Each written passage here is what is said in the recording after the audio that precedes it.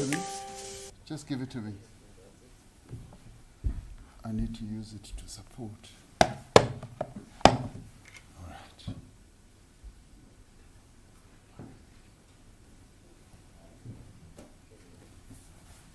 Yeah, it looks good. It looks good. We can roll? Okay.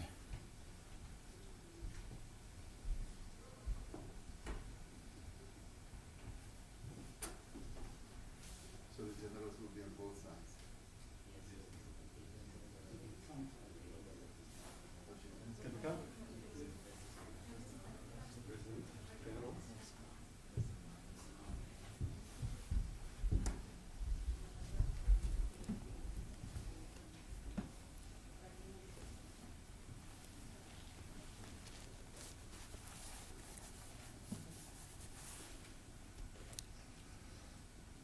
My fellow South Africans, good evening, goeienaand, sanbonani, dumelang, riperile, limadekwana.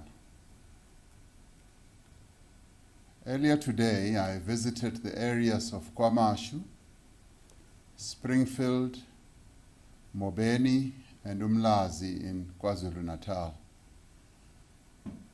These areas have been sites of unprecedented violence and destruction over the past few days. The streets and buildings I saw bear the scars of looting and mayhem. But what is most devastating is the toll that these events of violence have taken on people's lives, on their livelihoods, and sense of security. The human toll will take much longer to repair. It is clear now that the events of the past week were nothing less than a deliberate, a coordinated, and a well-planned attack on our democracy. The constitutional order of our country is under threat. The current instability and ongoing incitement to violence constitutes a direct contravention of the Constitution of our country and the rule of law. These actions are intended to cripple the economy of our country, to cause social instability, and severely weaken or even dislodge the democratic state. Using the pretext of a political grievance, those behind these acts have sought to provoke a popular insurrection amongst our people. They have sought to exploit the social and economic conditions under which many South Africans live, conditions of poverty, of inequality and unemployment that have worsened since the onset of coronavirus pandemic, and to provoke ordinary citizens and criminal networks to engage in opportunistic acts of wanton looting. The ensuing chaos is used as a smokescreen to carry out economic sabotage through targeted attacks on trucks, on factories, warehouses, and other infrastructure necessary for the functioning of our economy and the provision of services to our people. Through social media, through fake news and misinformation, they have sought to inflame racial tensions and violence. Worst of all, these instigators have sought to manipulate the poor and vulnerable for their own benefit.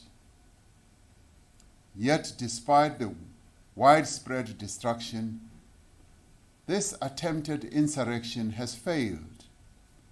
It has support amongst our people. It has failed because of the efforts of our security forces, and it has failed because South Africans have rejected it and have stood up in defense of our hard-won democracy. I saw the determination of our people in defending their democracy in action as I walked through the streets of eThekwini. And many of us will have seen how many of our people across various parts of the country have done exactly the same. I saw people cleaning up the streets, rebuilding their lives, standing together, united in their diversity, young and old, men and women, black and white. They were grateful for the support of the security forces and made it clear to me that they stand united and will work with the government to restore stability. My fellow South Africans, since the outbreak of this violence, at least 212 people have lost their lives. Of these, 180 have been in KwaZulu-Natal and 32 in Gauteng. The South African Police Service, led by Commissioner Stolle here, is investigating 131 cases of murder and have opened inquest dockets in respect of 81 deaths.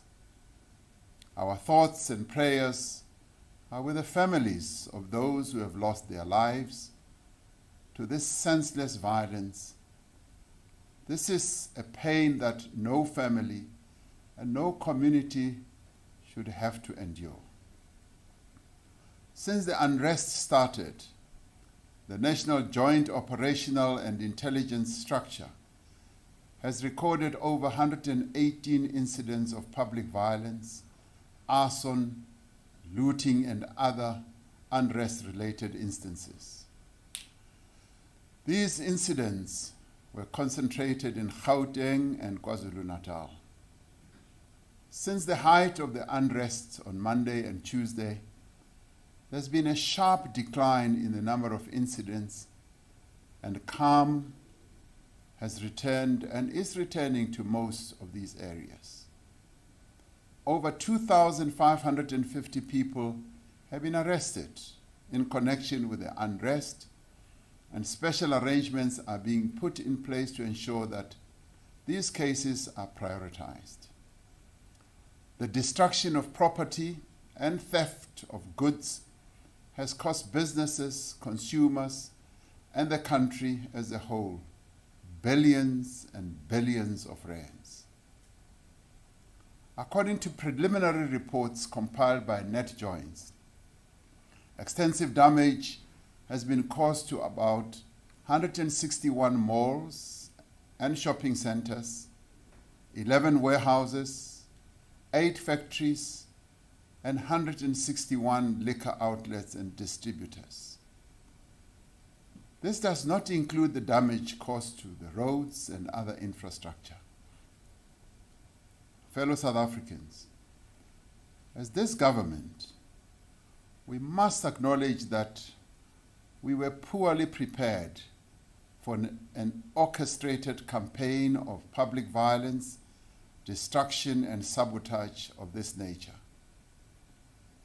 While we commend the brave actions of our security forces on the ground, we must admit that we did not have the capabilities and the plans in place as this happened to respond swiftly and decisively.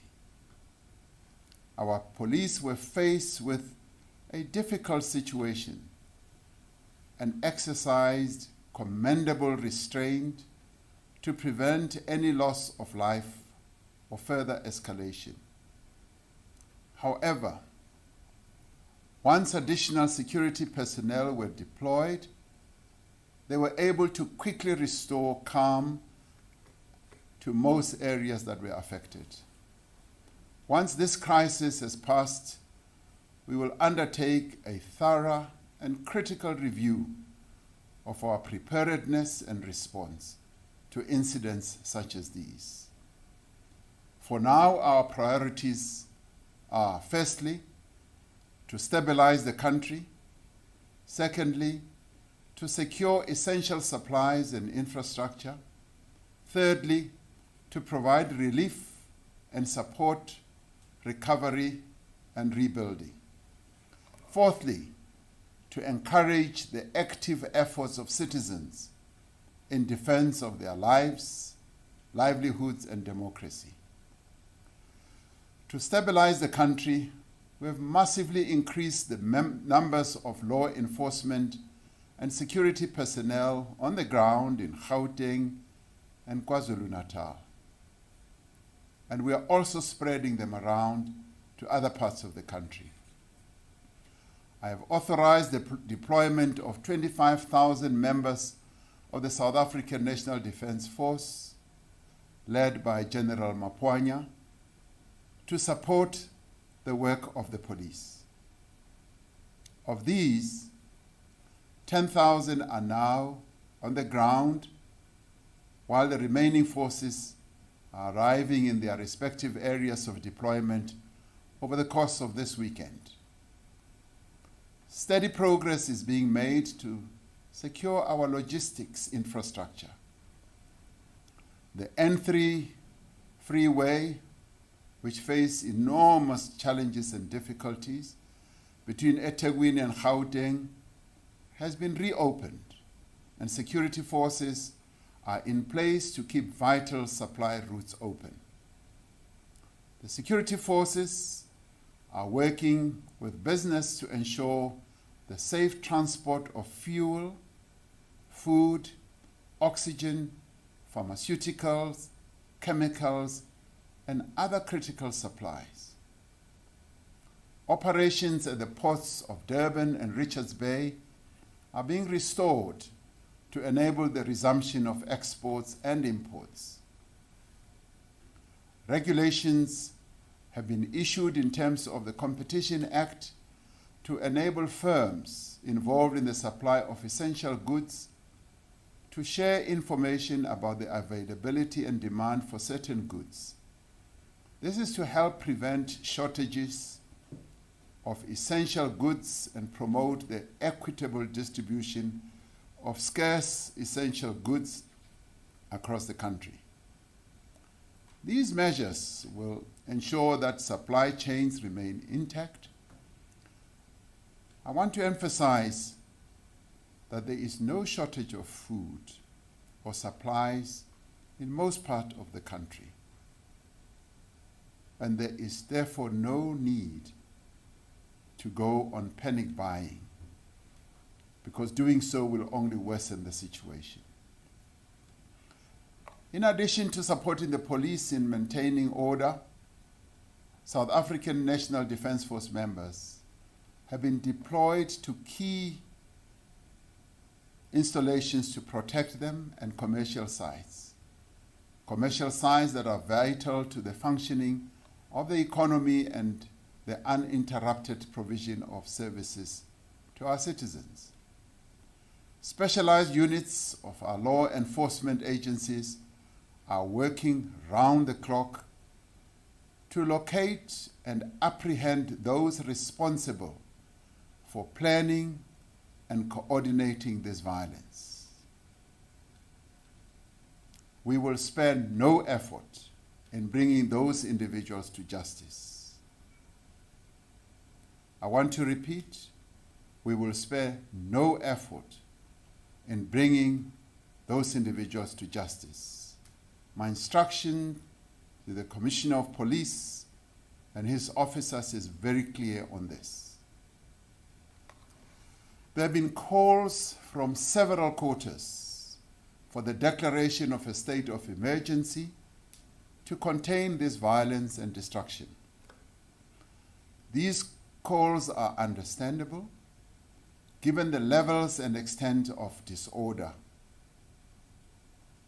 Our view, and my view, has been that a state of emergency should only be declared when all other means of stabilizing the situation in our country has shown to be inadequate.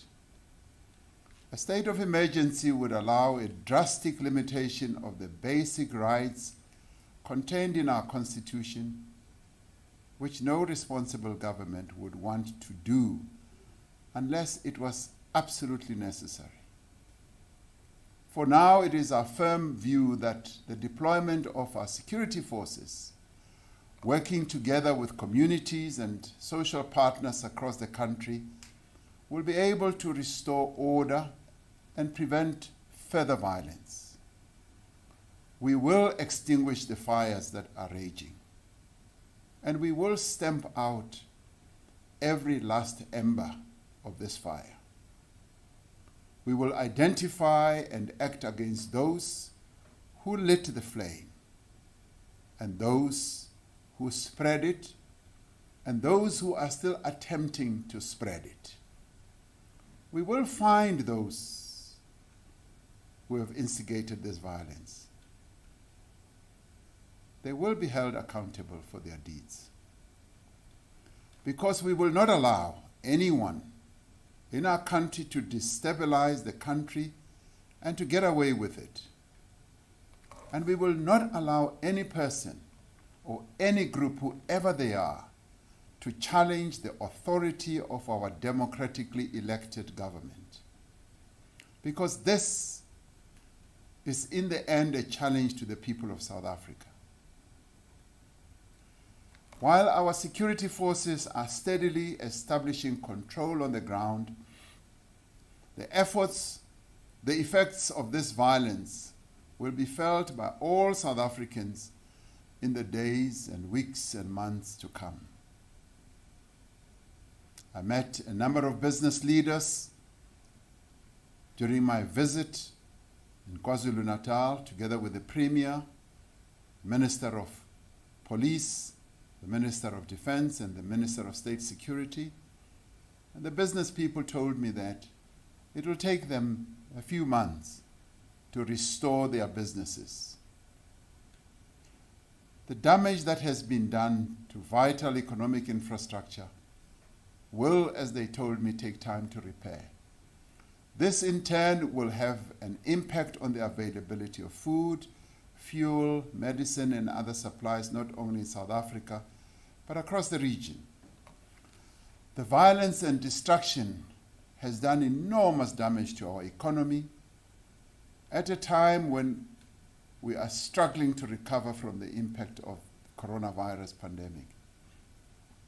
It has destroyed businesses and will undoubtedly lead to further job losses.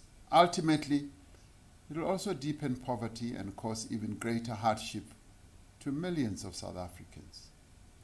The widespread looting of the past week is likely to fuel a further increase in COVID-19 infections. These events have also disrupted our COVID-19 vaccination program in KwaZulu-Natal and Gauteng, just as it was beginning to gain momentum. Now it is imperative that we should take further steps to provide support to households and to help businesses to restock and to rebuild. We're in the process of providing immediate food relief to households. Earlier, I received a call from Prince Mangosuthu Buthelezi, who was telling me about the situation in Ulundi.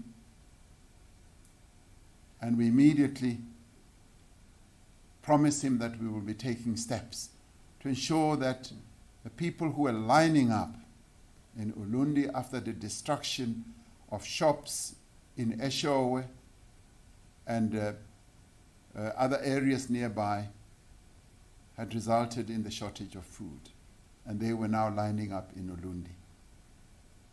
We are attending to this, even tonight as we speak. We are targeting areas affected by the looting and where people have no access to food.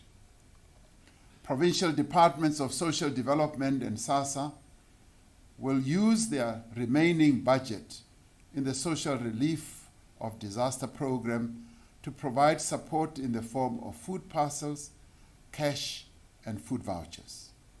We're working hard to bring all SASSA offices into operation again. Cash points are expected to resume services from the 19th of July in all areas that have been declared safe to operate.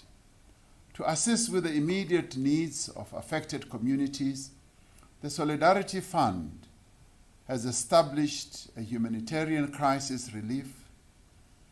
Mrs. Gloria Serobe informed me, as chair of that fund, that they aim to assist those in greatest need at this time.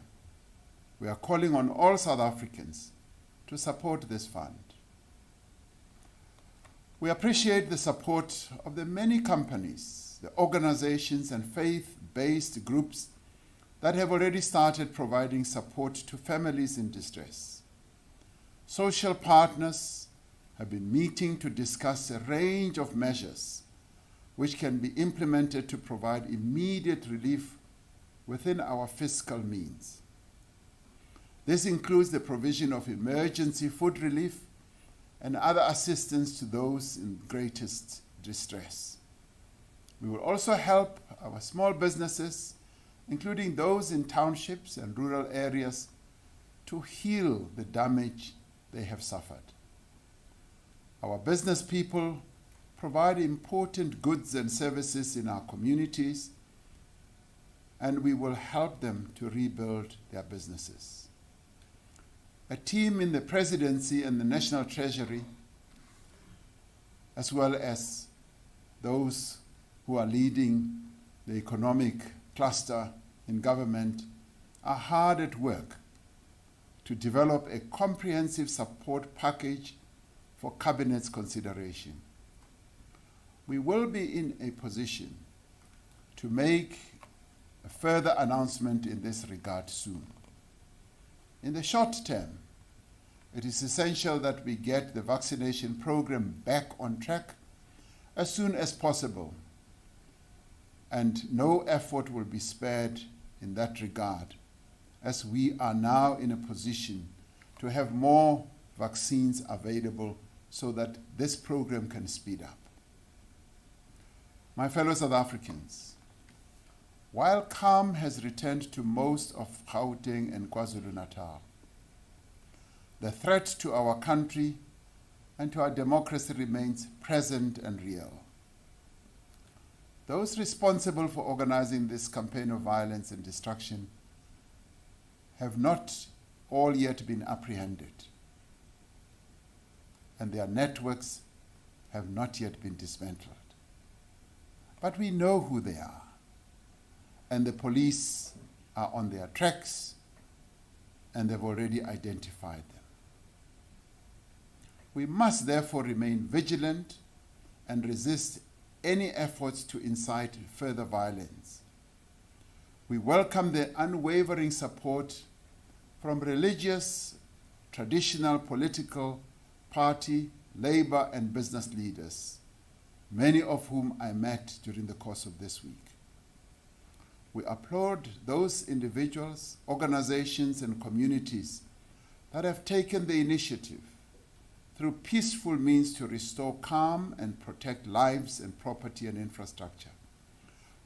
We thank all those people who have remained at their posts under difficult and dangerous conditions, providing services to our people and our nation, the law enforcement personnel, health workers, social workers, security personnel, municipal employees, and many other frontline public servants.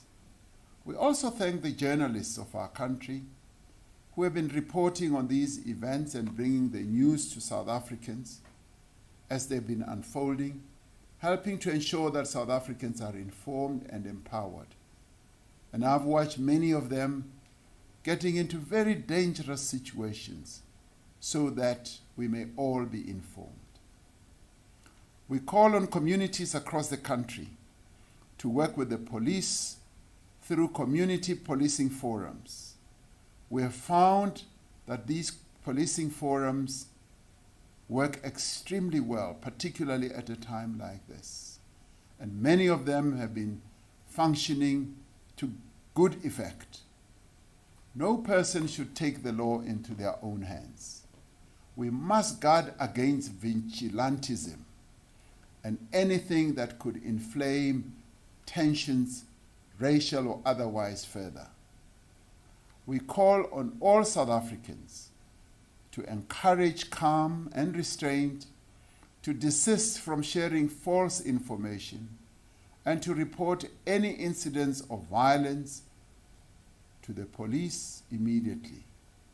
Any incidents or people who seek to loot or to disturb the peace. By doing these basic things, we can all work together to protect our country. This coming Sunday, South Africans will join people across the world in celebrating Nelson Mandela Day. As we reaffirm our commitment to our democracy and remembering the father of our nation, Nelson Mandela, let us use Mandela Day to provide food to the most vulnerable in our society, to clean up our streets, and to start the task of rebuilding.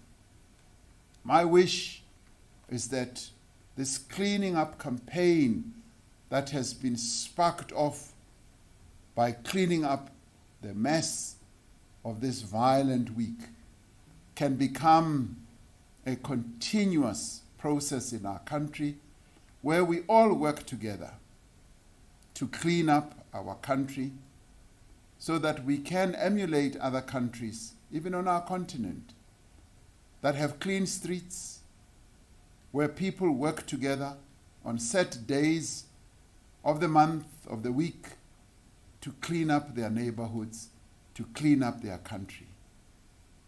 This is a moment that I would want us to use to begin this culture of cleaning up the areas where we live.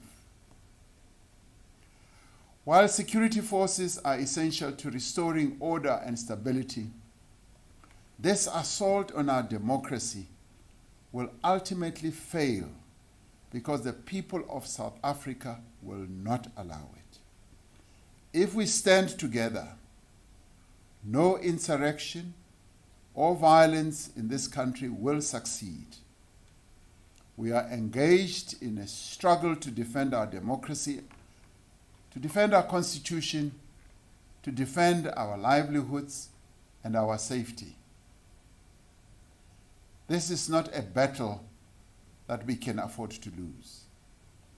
When we look back on this moment in our history, let us say that we faced down a grave threat and defeated it.